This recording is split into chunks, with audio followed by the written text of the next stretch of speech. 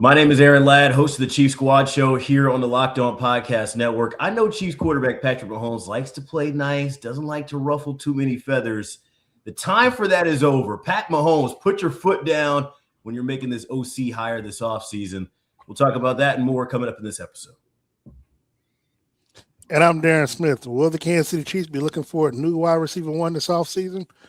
Well, I'll let you know. I'm Ryan Tracy. Is Steve Spagnuolo going to be back, and what tweaks does he need to make to get this defense back on top? That's tonight. And I'm JC Pearson. Is Nagy gone, or are they going to bring him back? That's not a given yet, and so we'll discuss all of that. Chiefs Kingdom, stand up. It's the Chiefs Squad. Everything Kansas City Chiefs every week. Breaking down all the big hits and game-changing plays from Arrowhead Stadium, the way only the Locked On Podcast Network can. Squad up. The Chiefs Squad Show starts now. It is the first Chiefs Squad Show of the offseason in the midweek. We appreciate y'all making us a part of your day. Today's episode is brought to you by FanDuel. You're going to be right in the middle of the action this season. Visit FanDuel.com and place your NFL live bets all season long. Both of the coordinators for Kansas City are in the report mill and the rumor mill. We'll break down Matt Nagy and Steve Spagnuolo's busy weeks in this episode, as well as talk about a potential name that Kansas City is tied to for a potential offensive coordinator opening. Finally, we'll finish with some salary cap conversations as Brett Veach has some work to do entering a pivotal offseason for Kansas City. Remember to like, comment, subscribe, do all the things that make videos successful on YouTube or wherever you are listening to this. We appreciate that. A special shout out to those who make us your first listen, as well as those everydayers who tap in on every Locked On show across the platform. We greatly appreciate it. Let's start with Matt Nagy, who has been the bane of Darren Smith's existence these last few episodes here on the Chiefs Squad Show. He reportedly has a busy week. The Raiders and the Cardinals requested interviews with Chiefs offensive coordinator Matt Nagy. This according to Ian Rappaport from NFL Network. Nagy is now set to interview with the Tennessee Titans and the Las Vegas Raiders on Thursday. That is tomorrow if you're listening after this taping on Wednesday. And the Arizona Cardinals on Friday. A busy week indeed. I'm a little confused about this whole thing. Ryan, you start us off on this one. If he's a free agent and he's not in Kansas City's organization going for I mean, why do you even have to really request? I don't know. Just what are your thoughts on Nagy potentially being on the move? As I remember, contracts run through the end of the league year, so I do believe technically there's a legality there, but it's also a respect thing, right? You know, Andy Reid is not somebody that you just kind of cross and try to pilfer from. There's a communication there, and I think 3 is probably to start the cycle is pretty good for Matt Nagy. I do think there'll probably be some other interest in some of these jobs will get taken up by other candidates, but I think he's going to be out there for quite a bit. Darren, what you think? Matt Nagy, you want him back? You funny. Look, as I said before, I have nothing against Matt Nagy. He's a good person. He's a good gentleman. But again, I don't know. Maybe I was not born. Well, I wasn't born the same hue as Ryan. But I will say this: somehow, some way, there's 31 other owners that are looking at this Chiefs squad the last 3 years and looked at this offense where the production of Mahomes is going from like 9, 20, 22 or whatever. And they said, I need that guy running my offense, running my team. I don't see it. I don't know. I don't know what these owners are looking for, but Matt Nagy's not it. You know, we can say, you know, what does he learn the second time around going from Chicago to Kansas City? I mean, in Kansas City, again, if everybody gives Andy Reid credit for the play calling, what essentially has he done but collect paychecks the last 3-4 years? So, I mean, I don't know. So, you know, but I'm not an owner.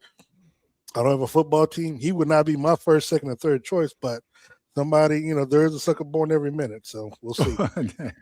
So if he doesn't get a head job, do you think he'll be back here as the OC? No, because by that time, I think the Chiefs would have already moved on from him.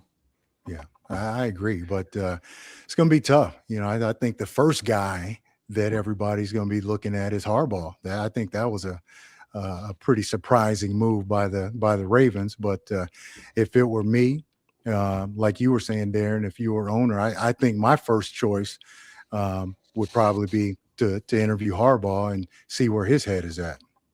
Yep. Well, I think it's no coincidence, too, where he's getting the attention first, Matt Nagy, because it's not about the owner in Tennessee. It's about the fact that you've got a guy from this front office running the show there. Who, you know, so I think people forget sometimes that this league is about connections. It's about who you know and the familiarity and things that you know you can trust, even if it's not all the roses that you're looking for. Going to Super Bowls, in a lot of people's minds, that's all you remember, right? Whether you're the guy calling the play sheet or you're just relaying for Andy, I don't think that necessarily makes a distinction. And he's not the only one. As of about 20 minutes ago, folks, it does look like Connor Embry is going to be leaving the Chiefs staff. That was put out by Ian Rappaport as well. So I wanted to get that out there too. Chiefs offense by points the last 3 seasons: 2025, 12th overall; 2024, 11th overall; 2023, 6th overall. Look, I understand this is cloudy.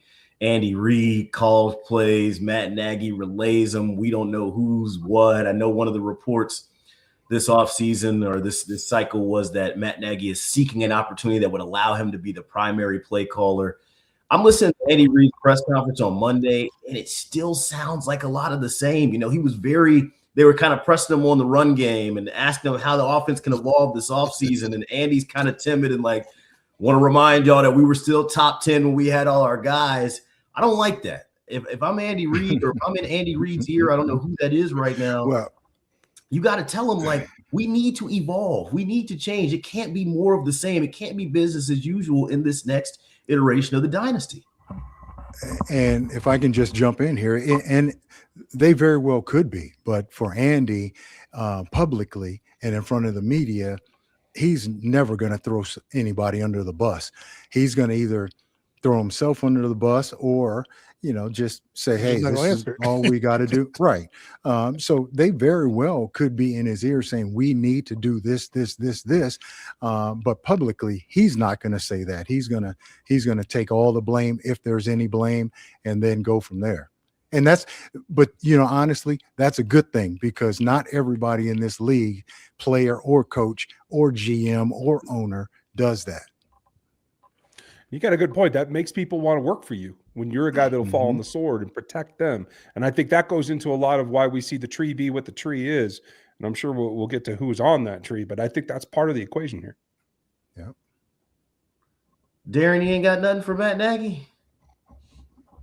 You know, thoughts and prayers and well wishes and everything. You know, I mean, like you ready to load up the U-Haul for him? Yeah, look, man. Wow. Look, thoughts and prayers. I wish you all would understand the frustration. Okay, for whatever reason, right, wrong, or indifferent, Peace Kingdom, to their dying ignorance, was trying to run Eric Bieniemy away, you know, out of Kansas City because he was mean. He was mean to my quarterback. He was mean to my quarterback. He yelled at my quarterback at halftime of the Cincinnati AFC Championship game. Big bad EB. But you know what? They had the number one offense, the number one scoring offense. He won 2 MVPs. When he left, yes, the Chiefs went to 2 more Super Bowls, won one, lost the other. But if you can, to a man, you cannot tell me, for someone who covers the team every day like you did, Aaron, before you left, that Patrick Mahomes has been the same quarterback since Eric Bieniemy has left. He has not been in the MVP conversation at all. The only way he would have won the MVP even last year was the team would have had to go undefeated. The moment they lost, he lost the MVP to Josh Allen, according to, you know, prognosticators or whatever. And he has not been the same. The offense hasn't looked the same. Wide receivers dropping passes, penalties and stuff. All that stuff just magnified the moment Eric Bieniemy left. And, you know, and whether or not we want to give him credit about the play calling, he was the bad cop to Andy's good cop. And players not only feared him, but they respect him because he played the game. He played the game at the highest level. And he's someone that did not take stuff from the players. And he made sure that what they did in practice reflected in the games. That's the reason why, you know, look, and people think I'll be lying about this stuff, but I'm telling you, Chiefs were beloved during that time period because they were scoring points. People love betting on the Chiefs because they were getting stats left and right. These last 3 years, okay. So, no. Hold on. Let me look, because there's this question. These last 3 years, in you all's opinion, how many times were bettors successful with Kansas City on their slips? Well, I think Vegas I loves have that. no idea. Well, Vegas loves every don't team every care. week. Yeah. They don't care. They gonna get the I money believe the anyway. report from Nate Taylor was But that Eric Bieniemy would be welcome, or he would welcome an opportunity to come back, which to me says that they're not interested in going back. He's floating his name out there to an opportunity that hasn't been opened yet. Okay, first of all, he's not floating his name. Other people putting his name. He's not floating his name. He's worried about Green Bay this weekend. But at the same time, though, I mean, we got to be fair. The players that EB had then, a prime Travis Kelce, young Pat Mahomes, Tyreek Hill, the offensive line was much better. Damian Pearson. Hold on. The last Super Bowl that Eric Bieniemy was here, Tyreek was gone. That was the year that they got those draft players. Now, I'm sorry, from 22 to 23, when they won those two Super Bowls, the players didn't fall off just like that. They didn't fall off from one year to the next. They brought most of those players back. MVS, all those players were dropping passes left and right. We were sitting complaining about how you drop a pass against Green Bay. You wide open and you drop a pass. Come on now. That's no. We're not doing that.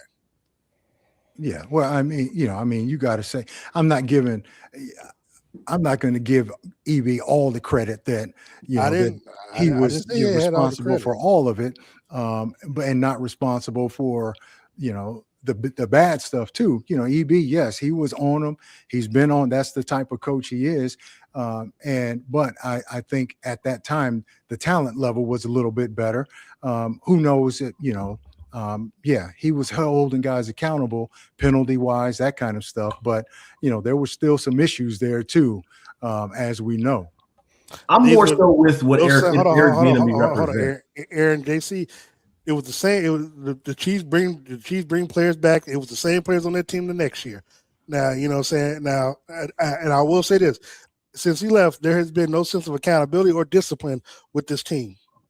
That's where I was going to go with it. It doesn't necessarily have to be Eric Bieniemy for it to be someone that plays that bad cop role a little bit. And that bad cop role needs to be played along the coaching staff as well. We've talked ad nauseum about Andy Reid not having anybody that can kind of have his ear and go be the yin to his yang, play devil's advocate.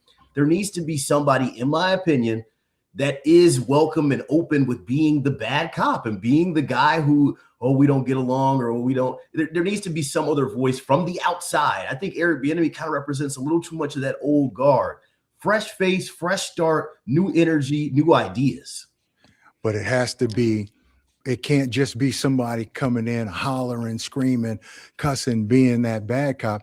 He has to have the respect, first of all, of the players. If you just get some dude coming in, screaming, hollering, cussing, you take that somewhere else, bro. I agree with you there. It has to be somebody that has the respect and somebody that's done it, whether he was a player or he's done it as a coach at a high level in this league. So has to be somebody that they respect. I think the other thing that I always thought was an overlap as well is when EB left, so did any semblance of a power running game. That was the last year Mike Burton was on this roster. Since then, there has not been a true fullback. They haven't had that well to go to. And I do think that might be due to the influence of Eric Bieniemy. So I want to give him a kudo for that as well. No question. And look at what Chicago's doing, running the ball this year, right? No question. He's done it. Yeah, he's done it everywhere. No question. I mean, EB was a great coach. I thought he should have gotten an opportunity as a head coach. We all have our thoughts on why that never happened. But, I thought, EB's my guy. So, I definitely thought he should have had an opportunity. And I think he's going to be successful as an OC wherever he goes just because of his style. And he commands that respect because his resume shows it. And not just from winning Super Bowls, but everywhere he's been other than the college level, which is a whole different deal. But on the NFL level, his resume speaks for itself. Final thoughts on Matt Nagy. Do we think there's any chance that he ends up back in the kingdom in 2026? Or do we think the 3 openings, the 3 interviews that leads to him getting a head coaching opportunity somewhere else? I don't know if he gets a head coaching gig. I don't think he comes back to Kansas City, and I do hope he gets a job. I don't want people to think I want the man unemployed or something, but I just don't think he's going to get a head coaching job. If he does, great. I mean, I could see Tennessee giving him, I could see him in Tennessee only because of who the GM is, but other teams, maybe Arizona because it's a bad situation. Just I guess if you think about it, one of those lower tier teams that we don't think about that could be, someone, someplace that he could go to, I guess, where you don't get a lot of publicity so much. I guess Arizona, he could end up out there, I guess. But I don't think he comes back here. I think if he was gonna come back here, they would have already re-signed him. So I don't think you can wait and say, hey, go interview for head coaching jobs, and if you don't get it, then we'll welcome you back. Yeah, we got you. Yeah, it happens, right? I don't think in this instance, because I think this season was so bad that they have to make some changes. Somebody's got to fall on the sword. I think he's the number one guy. I agree. Matt Nagy's not back. Mm-hmm. Let's take our first break here on the midweek in the Chiefs Squad Show. When we come back, we discuss a hot name around the Chiefs offensive coordinator opening potentially. Stay tuned. We'll be right back.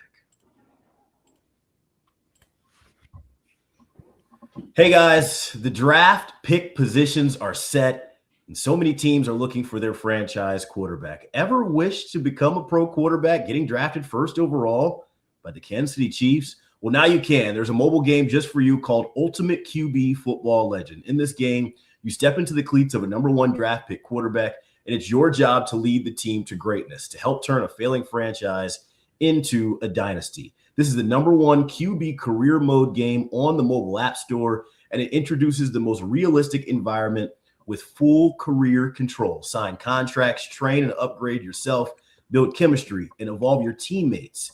Give input into your GM on roster moves and play actual games in 2D, rising through the ranks to become a pro football legend. You'll deal with the ups and downs of a quarterback career, from rookie nerves to playoff drama, and every choice shapes your journey. Ultimate QB is totally free to play. It has no ads and works 100% offline. Perfect for when you want to sneak in a quick game or two on the go. Just head on over to ultimate-qb.com. That's ultimate-qb.com. Or search for Ultimate QB in your app store. And we've got something special just for our listeners. Use promo code LOCKEDON, all caps, in the game store to get a free boost at the start of your career. Ultimate QB Football Legend QB1. It is your legacy. Chief Squad Show rolling around here in the midweek. Aaron Ladd, JC Pearson, Darren Smith, and Ryan Tracy talking some Chiefs coaching staff moves here in the midweek. Look, Kliff Kingsbury is an offensive mind.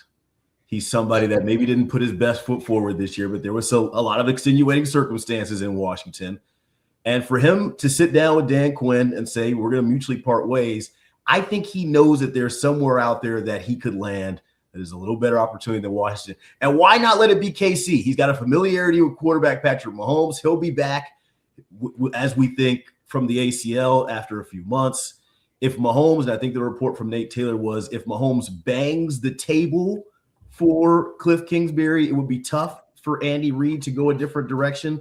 There is no better time for Patrick Mahomes to bang the table than right now, in my opinion, because he doesn't do it much. I don't know if we've ever seen Patrick Mahomes, quote unquote, bang the table for guys. Maybe he banged the table for Chris Jones when it was time for him to get his money. If you want this offense to go to the next level and you want to handpick the OC, I don't think anybody tells Patrick Mahomes no, and that's including Andy Reid. What do you think about that, JC? Start us off.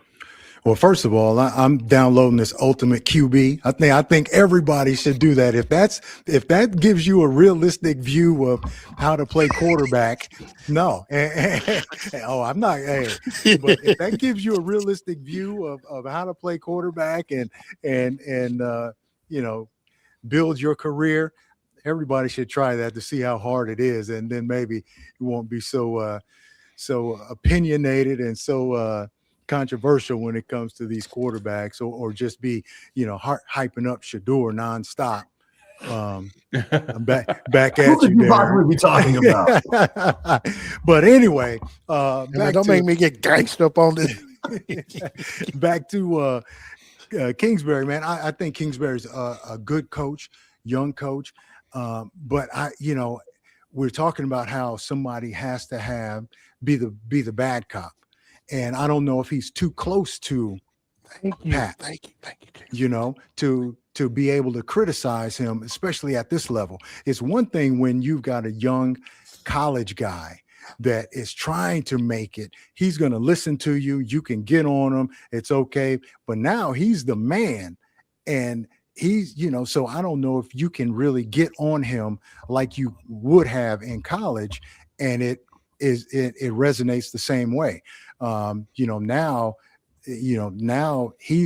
Pat is going to be essentially above Kliff. So Kliff has got to keep Pat happy now. Whereas before, the other way around, it was in college, it's the other way around, right? So I don't know.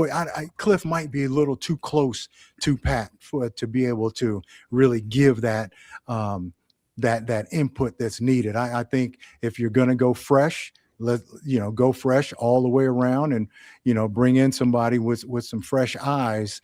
Although, like I said, I think Kliff Kingsbury's a great coach and, did a few of their games in college and was able to sit down and talk to him. But I don't know if he's able to be that hard guy at this point on Pat.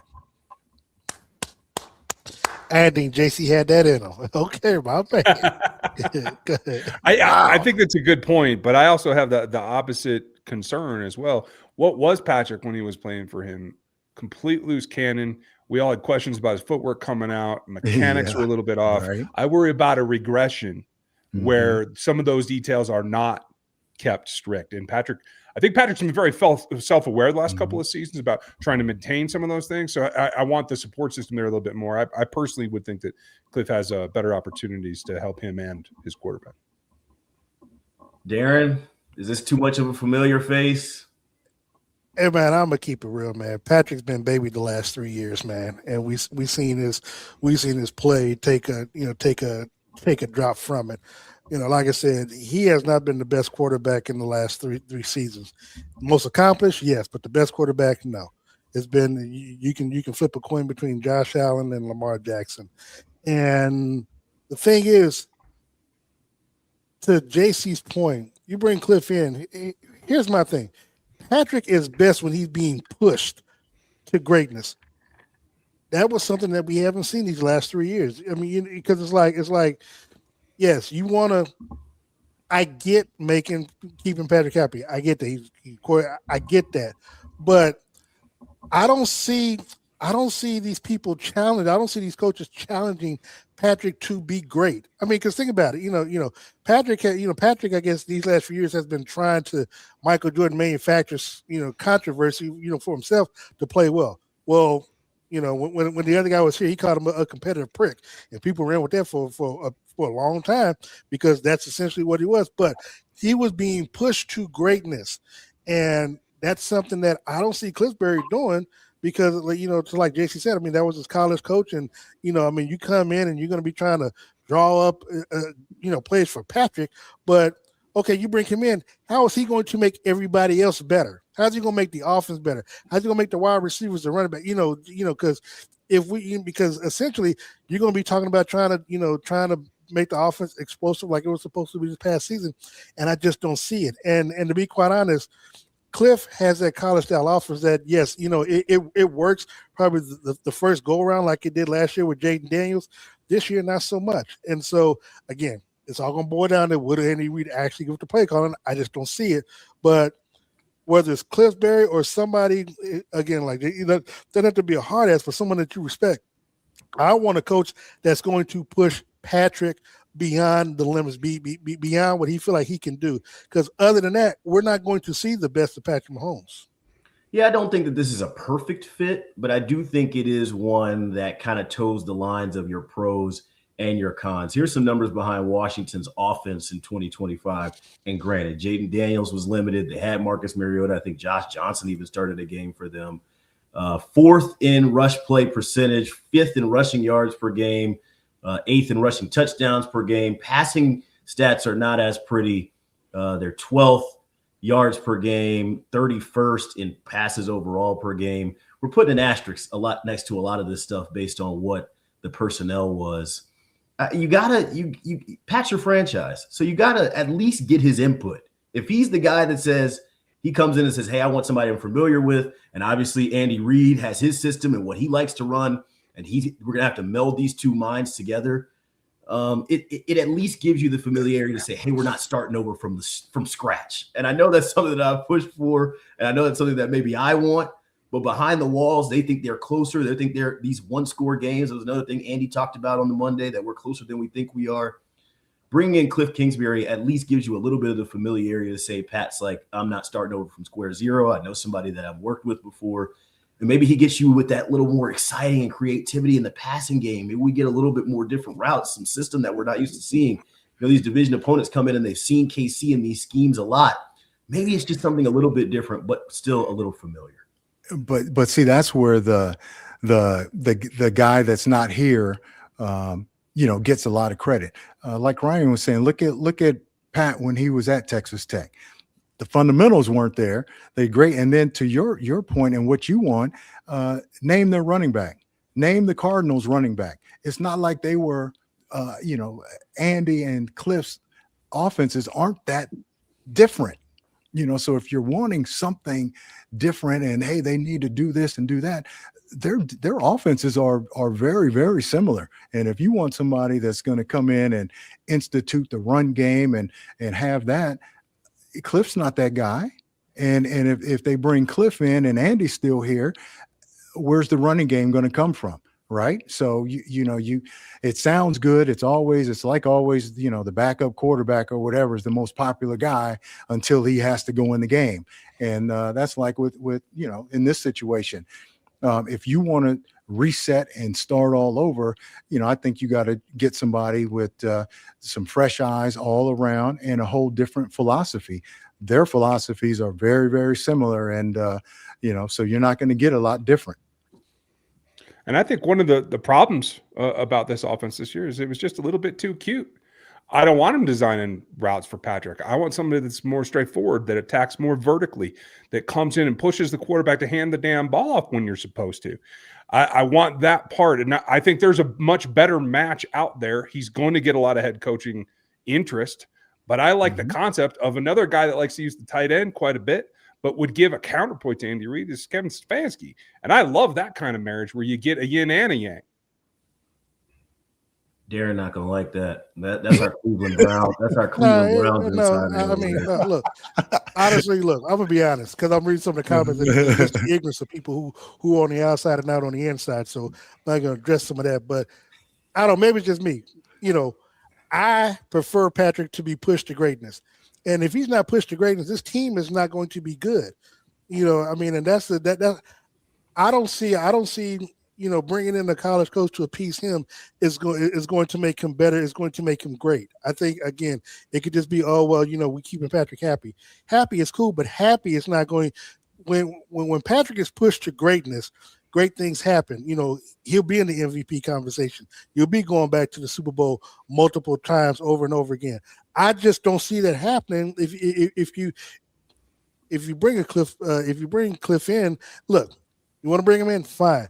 But what I'm saying is, do not expect him to be in the MVP conversation or to be thought of. People will put him in that same top tier quarterback, and you can say he's the best quarterback, but facts and everything else are going to dictate otherwise. Again, he has not been the best quarterback these last 3 seasons. Most accomplished, yes, but the best, no.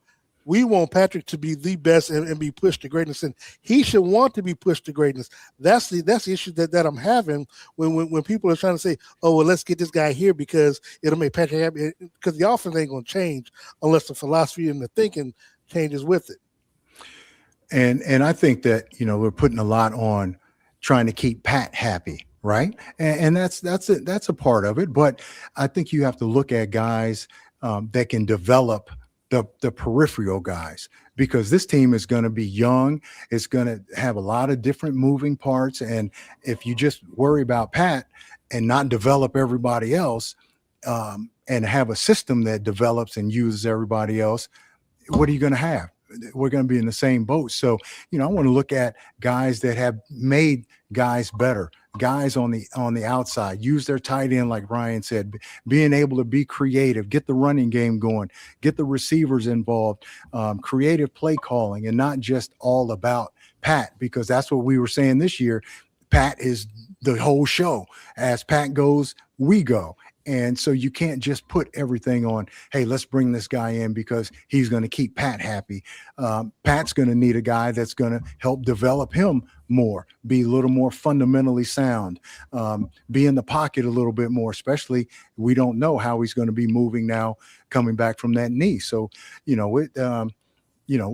a lot of factors that go into finding this OC and getting the right one than just, he has a history with Pat, or he's going to keep Pat happy.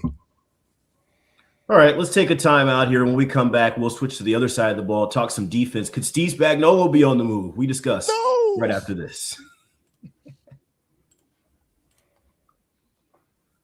Finding a doctor you actually like can feel like discovering a diamond in the rough. You want someone in network, nearby, and with availability, but you also want a doctor who really listens, makes you feel comfortable, explains things clearly, and helps you walk out feeling confident about your next step. Your diamond in the rough doctor exists, and finding them is easy with Zocdoc. Zocdoc is a free app and website that helps you find and book high-quality in-network doctors so you can choose someone you truly connect with. The real-time availability means you can book instantly, no phone tag. Appointments usually happen within 24 to 72 hours, and they can even have same-day openings. If I needed to book care fast, this is the first place I'd go. It just makes the process simple. Stop putting off those doctor's appointments. Go to Zocdoc.com/LockedOnNFL to find and instantly book a doctor you love today. That's ZocDoc.com/LockedOnNFL, Zocdoc.com/LockedOnNFL. Thank you to Zocdoc for sponsoring this message. Back in on the Chief Squad show in the midweek, Aaron Ladd, JC Pearson, Darren Smith, and Ryan Tracy doing some coaching carousel talk here on Wednesday. Appreciate you joining us. From Matt Nagy to Steve Spagnuolo, who's also receiving some interest this cycle. This report from Albert Breer. The Titans will interview the Chiefs defensive coordinator for their head coaching job on tomorrow. That is Thursday. Spags and Tennessee GM Mike Borgonzi were in KC from 2019 to 2024. As we know. Look, I think we all are on consensus that Matt Nagy probably won't be back. I'm on the other side of the fence with this one. I don't see Spags leaving what he's built here in KC to go to a rebuild in Tennessee with uncertainty there just to be the fall guy. They like to change out personnel, it seems like, every year there in Tennessee. That is a seat that you come into that's already warm. Yeah, when you get the long-time contract, boy, you still pay when you get fired. Wants to be a head coach again, but I think he understands that it's more about fit and the support of ownership. And I don't know if you're getting that from the Tennessee opening. Darren, go ahead. No, I mean, sometimes I think for someone like Nagy, not Nagy, I'm sorry, for Spags, he wants to at least get his name back out. So, of course, having the interviews, you still put your name out there, shows that you still want to be interviewed. And so perhaps if he comes back, something opens up in the season, that's really the only time that he could leave, but of course teams would have to still abide by the Rooney Rule if they try to hire in season. I'd like to see him back. Maybe he feels like, it could be too much of a rebuild. I mean, but if he doesn't get any interviews or any real movement after one or two interviews with teams, then I think he comes back easily. I mean, because he has a contract, so it's not like he's just gone unless he's not leaving unless he gets a head coaching gig. I think he's most likely back. I was hearing some things about New York a few days ago. Then the Harbaugh thing happened. And I know that it's kind of a mixed bag the way things were with the Giants organization, as far as I know. But when that came off the table, and now you have basically both coordinators in Kansas City interviewing with Mike Borgonzi, and there's only room for one if you're going to get a head coach gig. I will say this: there is a possibility you get a twofer. If your guy does get hired, whoever your guy is, whether it's Nagy or Spags, they also have to go to the well to fill out a staff. I could see the other trying to pull each other along if it does end up that way. Well, and to your point, if Spags leave, Dave Merritt is gone as well. So, because Dave has always traveled wherever Nagy's gone. Could it be Dave's chance to be the DC? No. No. No. I'm not saying it's a bad thing. I'm just saying. I'm just saying Spags. He just always travel where Spags is going. I mean, that's his guy. I could see it happening. I really could, because and kind of to Aaron's point though, whenever you get a head coaching opportunity, very rarely is it a good team, right? So that's why they're looking for a head coach. The Baltimore thing is, that's a kind of an anomaly to me. But typically it is going to be a bad team, so you don't know what you're getting, but you want that opportunity, and I think he would take that opportunity. Let me pose this question to you all right quick, and Jason, you start. Like, if you could, for assuming that Spags doesn't come back to Kansas City, where would you like to? I mean, where do you think he would be a good fit at? Because you mentioned Baltimore, but I was also thinking Atlanta, because Atlanta's not a bad team, and you can get to the playoffs with an 8-9, 9-8 record. I mean, they got a good squad. I just think they need the right coach down there, and Spags, put his defensive imprint down there. And his personality, being in Kansas City, I think has really helped his personality, where he will be beloved down in Atlanta. Yeah, and he does. He is a cool dude, man, to be honest with you. And he's got a personality. Yeah, absolutely. So he'll get, the guys will buy in immediately, and they're going to buy in anyway because of what he's done. And, I don't think he will continue to get the credit. Even when the defense plays well, he gets credit locally, but, nationally, it's still Andy Reid and Patrick Mahomes and the offense and all that. So, I think he's done all that he could do here. He's won Super Bowls. So now let's, if he gets an opportunity, I can see him going somewhere else, and let's build it from there. And like, Aaron was saying, well, the cupboard is kind of bare, the seat's warm, but that's also how you build your legacy.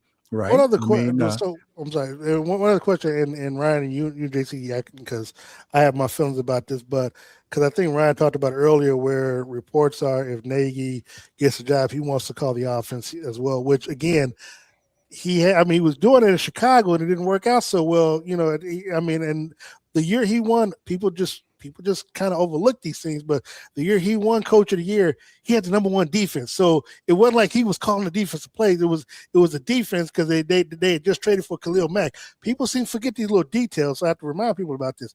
But if you're, but you would think that you'd learn from your last experience. Spags, same way.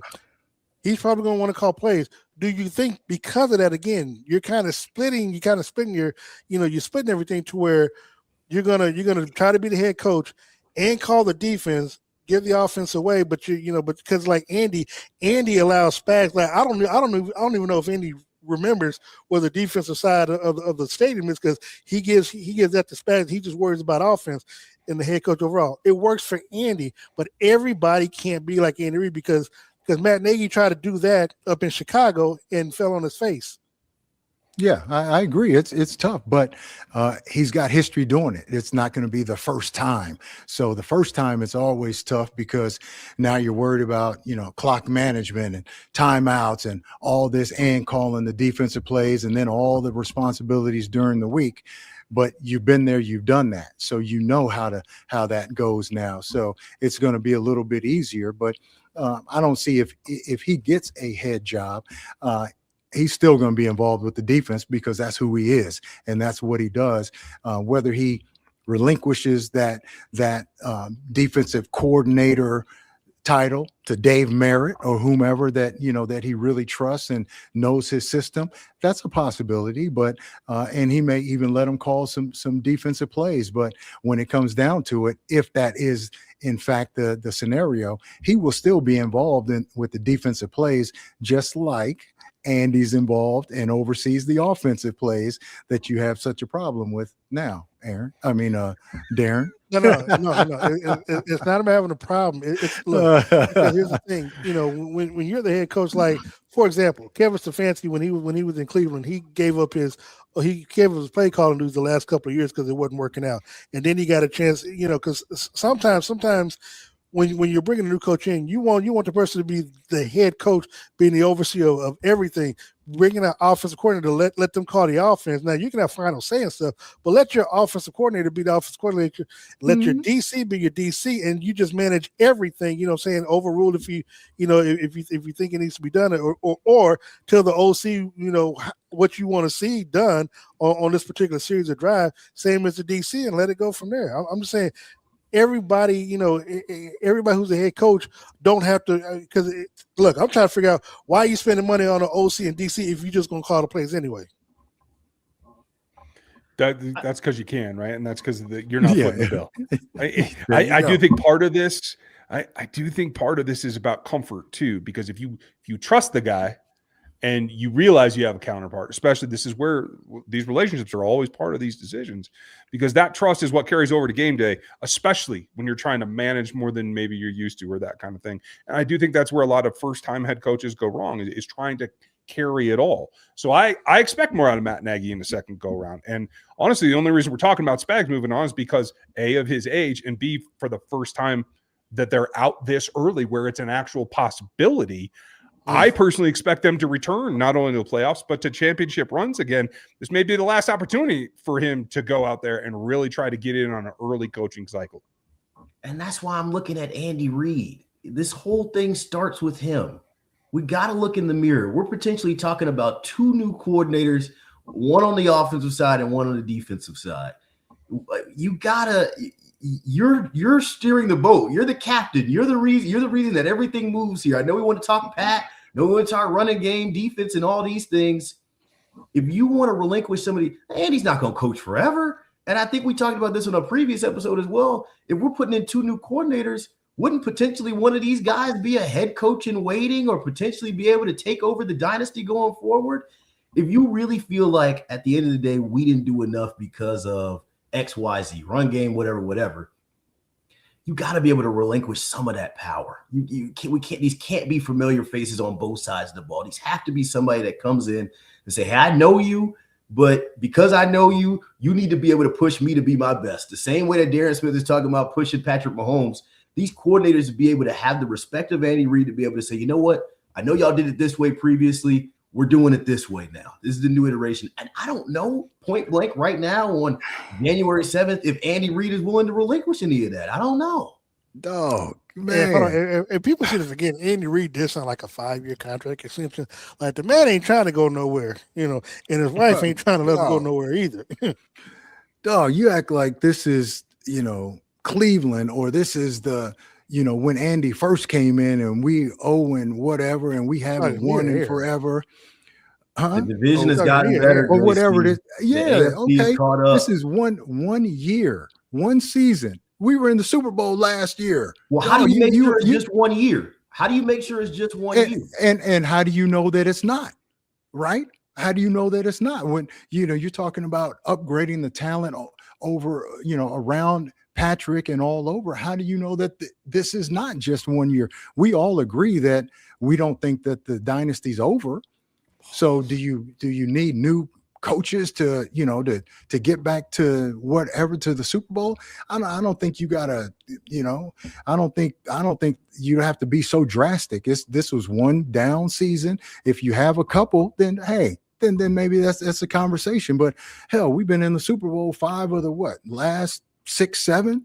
So hell, you can't say that the system doesn't work, that the coaches don't know how to coach, whatever. We had one down year, a lot of injuries, a lot of and it's not like we were getting blown out. A lot of one-score games, so we're close. We were still close. Now I'm not saying that. I'm just saying that it's not like you got to tear everything down where it's not that far away. So, okay. It's already being torn down. We're talking about 2 new coordinators. That work is being done for you. You can't rebuild the same way is what I'm saying. You got to take this as an opportunity to build differently. Ryan, but you're going to bring in people that you're familiar with. In this business, in this industry, you don't bring in people that you're unfamiliar with. Right. And that's pretty much in any business. So the system is going to be similar. It may not, it's never the same, but it's going to be similar because he's going to bring in or upgrade or give somebody the position that he's familiar with, that has been here or knows his system. And that's just how it goes. There's one guy that offers a nice middle ground here. And I know we're supposed to be talking about Spags, but with what we know about Nagy and Spags is a maybe to still be here. There's one guy that can come in that has gotten another view, but comes from Andy, and there's a familiarity there. I think he could push him a little bit, and I think he could bring some new things they learned from Ryan Daboll. Depending on who gets that front office job, that head coach job in New York, I think Mike Kafka is probably the most likely because I think Andy wants someone from his tree. I don't think he wants new, but maybe it's new enough. I knew you was gonna go there. Yeah, it only makes sense. So of course, I was gonna go there. Let's go to break. One last break here in the midweek for the Chiefs Squad Show. When we come back, we'll do some salary cap chatter. My goodness, you're listening to Chiefs Squad Show on the Locked On Podcast Network. FanDuel, Darren Smith's favorite app. The wild card round is here, and FanDuel is officially in playoff mode. Every game during the NFL playoffs, FanDuel is giving customers even more ways to get in on the action because right now, every NFL playoff game day, FanDuel users get a profit boost pack waiting for them inside the app. Each game day, you'll see a pack loaded with multiple profit boosts you can apply to bets you like the most. Open your profit boost pack first thing on game day and see what boosts you want to apply. The boosts let you lean into your game day instincts, whether you're backing momentum, defense, quarterback play, or coaching. You make your picks, then apply your profit boosts to go after even bigger payouts while the playoffs get rolling. So visit FanDuel, an official sportsbook partner of the NFL, and grab your profit boost packs every NFL playoff game day. Final segment in the midweek on the Chiefs Squad Show. Aaron Ladd, JC Pearson, Darren Smith, and Ryan Tracy doing some coaching carousel talk. I want to get some salary cap chatter in here. We'll have plenty of time to do this, but let's kick it off since the offseason has started early in KC. This is from our friends at A to Z. 44 players currently under contract for the Chiefs who have them over the cap, has them at $53 million over the projected salary cap. Spotrac has them at $43. Regardless, it is dead last in the league, so Brett Veach has some moves to make. Here's a couple that he could potentially make that we'll toss around. Jawaan Taylor could be a cut. He's on the books for $7 million in dead money, but he could yield $20 million in salary cap savings. Chiefs Mike Dana has the 8th highest salary on the team. A cut of him would save $9 million in salary cap space. Drew Tranquil is also potentially a cut, could save $6 million in space. Christian Fulton is also here. And then there's the restructures. Patrick Mahomes is always a popular name come restructure time. Chris Jones, Trey Smith, Creed Humphrey, George Karlaftis, Nick Bolton could also offer some restructure room as far as the salary cap. And then we get to the fun part, a trade for potentially Trent McDuffie and what that would potentially do with the offseason around him. Who wants to go first on salary cap and where KC could potentially make some moves? I have a question for you, Ryan. So you're saying they're $53 million over the cap, and that's not even Travis is not even a part of that, right? Because he doesn't have a contract for next year, right? That's half a roster. Dang. 4 out of 90. Man, woo. Yeah. I mean, but you're gonna save a lot of money because all you're gonna do is restructure Patrick's contract, convert his money to bonus, and then just spread that out another 5 years. So, yeah, I think there's even a possibility they work rip it up and start over. Yeah, you're gonna have to work some things out. That's for sure. But you keep pushing it down the road. It's all gonna catch up at some point. Just like it's starting to catch up now. But and to Darren's point earlier, we might have to look at another receiver. We might have to, right, with some issues going on and things like that. So, I mean, it's going to be a lot of maneuvering this offseason. Brett Beach is going to earn his money, that's for sure. I'll put it like this. I do like what somebody mentioned about the Arizona and Marvin Harrison. Look, Marvin Harrison in Arizona is a place you can kind of, your career can go to die. And he was one of the best wide receivers in college football. You bring him to Kansas City, he would be a number one wide receiver for Patrick Mahomes. I have no doubt about that just because of his lineage, who his daddy is. And so, I would love to see Brett Veachman possibly making a trade for him because he's still on the rookie salary. I think it would be year number 3 for him. So, I mean, you could essentially ship him and Rashee Rice, and nobody would even notice. I think Jawaan Taylor. How you get money to do that, but okay. What'd you say, Ryan? I don't know how you get money to do that, but if you got Blackmail or something, maybe you could get it done. Right. I think Jawaan Taylor is the one where we assume that they're probably going to go their other ways. Mike, look, I announced that 2 years ago. He was always going to be gone after his guarantee was up. His guarantees, ran the first 3 years. So, I mean, even he knows he's gone. I mean, he made a poster. I've talked to him before the season. He knows he's not coming back. So yeah, I've seen a number of guys with some farewell posts. Yeah, Hollywood Brown had one. Jalen Watson, because he's got to get paid. But yeah, so either they were told that they weren't going to be re-signed in their exit meetings or something, But why else would you make those posts thanking Kansas City and the fans, etc.?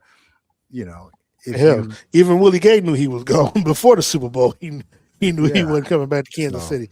Jason, how do those things work? Is it just a little frosty with the front office and the agent? You maybe don't hear from them as often as you used to. You were in the locker room. You did contract negotiations. Yeah, I mean, for you to know right now so early that you're not coming back. I mean, they've told you or your representative already, because otherwise you're hoping that, hey, we can get a deal done and I'll be back in Kansas City. I love it. But to say goodbye and, the future, either you don't want to come back and know you're not coming back regardless, or they have already told you or your agent that, we don't have the money. Good luck. We wish you the best, but we can't bring you back. So obviously they know something already. Hey, you can come back. It's just going to be on the cheap, so. And then, they're not doing that. Exactly. Unless you need that insurance, the health insurance. They'll get signed. Yeah, they'll get signed somewhere. Ryan, what moves do you see Brett Veach offseason as it relates to the salary cap? Well, I keep coming back to the fact that there's a couple of places around the league that have ex-Chiefs front office people that might be interested in some of this. I would not think that Jawaan Taylor's decision gets made super early. I think if somebody's in a bind or there's injury situation, you might try to still move him without a cut. Try to see if you can get anything back in return. I think Chris Fulton's on this roster. I don't think the cap savings gives you enough to thwart. I don't know why it took you 17 games to figure out the system, but if you got it there, you might as well use him, right? You're paying the man. Yeah, so, and it didn't take that long to figure out the system. I talked to him personally, and he hurt his ankle early, and then he was like, nah, I don't know why they won't put me back in. I won't play, and that was prior to Trent getting hurt and then him getting that opportunity. But he was frustrated, like, I don't know why. I'm practicing well, and I mean they won't put me in at all. And then finally Trent got hurt. He got an opportunity, and then I saw him that next week too. And I mean, he was in the gym on a day off working with the trainer, and played well. So like you said, I mean, I think he made them in those last couple games think differently about his future, and so good for him. Yeah, I thought he brought the fire. I liked it. Mm-hmm. I don't know what else has to happen. I think you get one of keeping Trent McDuffie or keeping Jalen Watson, one or the other. Also, was there a situation when we're talking restructured where guys are like, no, I ain't restructuring nothing? The Tyreek Hill deal. I mean, look, if I'm Karlaftis, I'm not restricted. I mean, hell, you just signed me last year, so you already knew what the cap was going to look like next year. So, if I mean, look, there'll be team players. I believe. I don't think none of them are going to be like Tyreek Hill. He's like, nah, I want all my money now. No, I don't. I don't think it's going to be an issue. I don't foresee it being an issue if Brett Veach, because here's the other thing, they're going to want other players around them. And, if you Chris Jones, I brought Mike Pinnell, I brought your boys back. You're going to restructure if I need you to restructure, or I'm going to trade you. I think before we get out of here, we have to mention the things that are going on social media around wide receiver Rashee Rice. I want to be able to preface this by saying these are allegations. They are very serious allegations, and they should be taken seriously by everybody who is in the proper channels of the Chiefs organization and whatnot. It continues a bad trend for him, and I don't know where we can necessarily go. I know we don't have a ton of time left with this. We are a Chiefs show. We do talk about these things. It hasn't been good. And Brett Veach invested. The Chiefs invested. They stood by him through the car wreck Dallas thing. And if anything were to happen where he has to potentially miss time, obviously that's secondary to life and health and all those things that come first. It's for a wide receiver unit that already didn't have a good year, and him missing time was part of that. I hope it doesn't continue to lead into that downward trend. Well, I was on record last year when the accident happened that, as much as I like Rashida, we know these players, and I like them a lot.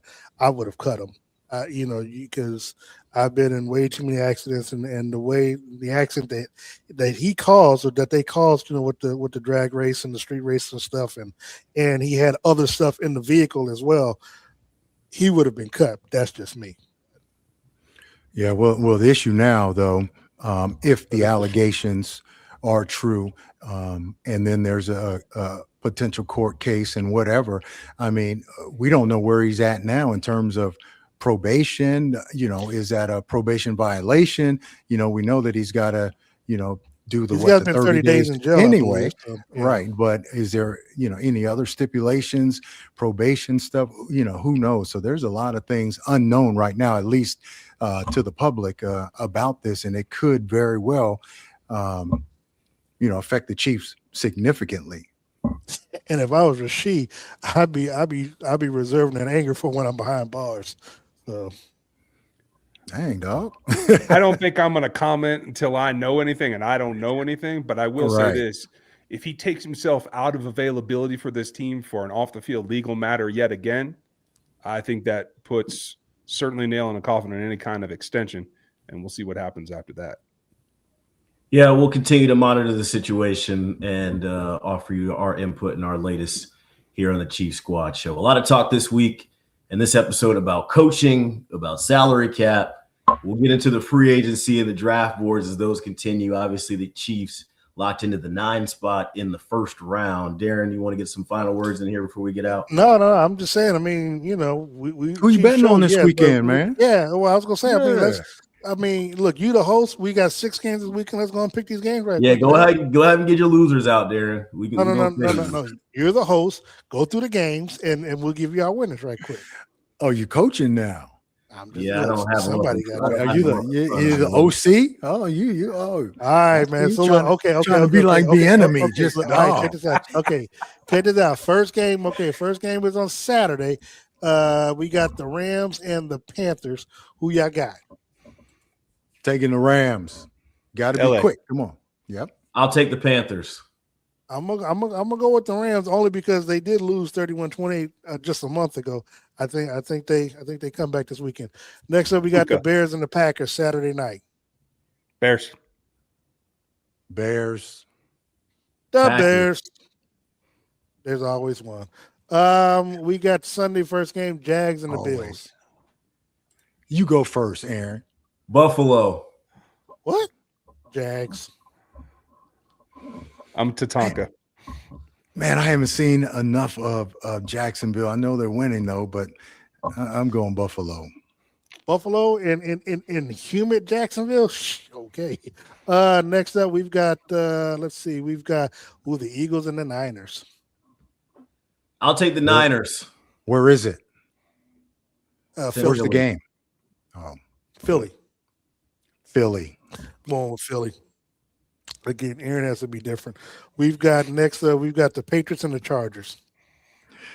Patriots. Patriots. I got the Patriots representing the AFC in the Super Bowl. We didn't ask you all that. We ain't got that yet. And then, Monday night we got. Come on, EB. Like stick to the script. Stick to the script. We don't need all that extra stuff. We don't need all that extra stuff. Just answer the question. Yeah, there you go. Steelers I'll at take the Texans in the final game of the Super Wild Card weekend. It's in Houston. I like that, Aaron. I'm with you. No, it's actually in Pittsburgh. Houston. I like Houston. I think Houston's defense travels. And they do get DK Metcalf back. Yeah. Man, I'm going Pittsburgh with the upset in the cold. Yeah. Okay. Well, next week we can, as we cipher down after wildcard weekend, we can do the Super Bowl picks on who you think's gonna get there and why. So we'll save a little time at the end. We'll see if Darren Smith can get himself back to 500 as far as his picks are concerned. We appreciate y'all joining us on this midweek episode of the Chief Squad Show. We'll be back next week. Remember, 2 episodes a week throughout the offseason. Hit that bell. You'll know whenever we go live on YouTube or post to your podcast feeds. Appreciate y'all joining us. Until next time. Peace.